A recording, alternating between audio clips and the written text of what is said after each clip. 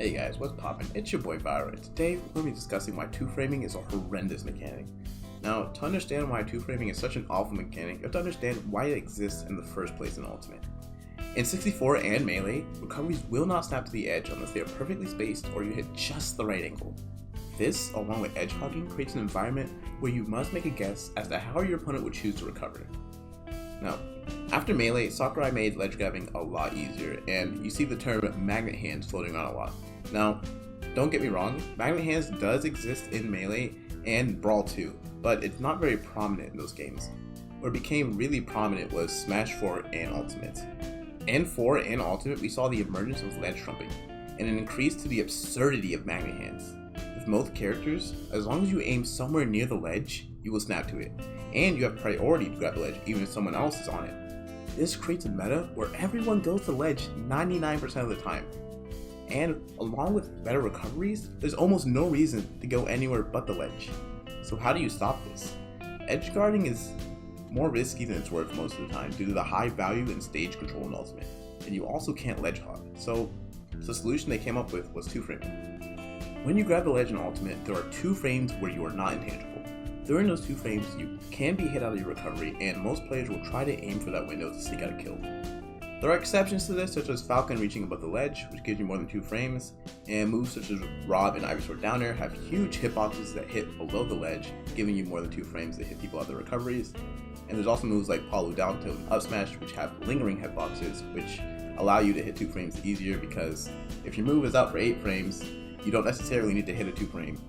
But overall, most characters adhere to the basic rules of 2 framing.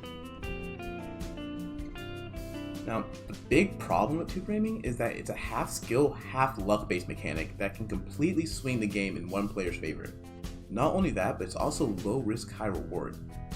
2 frames is pretty tight, but in most games, you can consistently get a 2 frame window. For example, in Tekken 3, Electric Wind Godfist has a 2 frame leniency, but it's able to be performed consistently. So what's the difference in Ultimate? The problem is, 2 frames don't just rely on your timing. It also relies on your opponent's recovery timing and angle. And it's strictly impossible to guess the exact timing your opponent will recover and hit them out of it, which leads to most people just guessing and mashing their 2 frame option when they see their opponent is near the ledge. But even so, it's your best option. It's not worth to go off stage and lose stage control, and you can't really stop them from going to the ledge.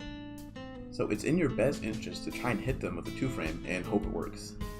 If you hit a move like a spike or a setup move like Palu down tilt or Roy Downer, it can lead to an early kill. And if you miss, who cares? You just ledge trap. They can't punish you for missing. That's where the problem lies. There's zero reason not to go for a 2 frame and almost no repercussions if you miss, unless you go for a lagging move like a smash attack, which will probably just cause you to return to neutral.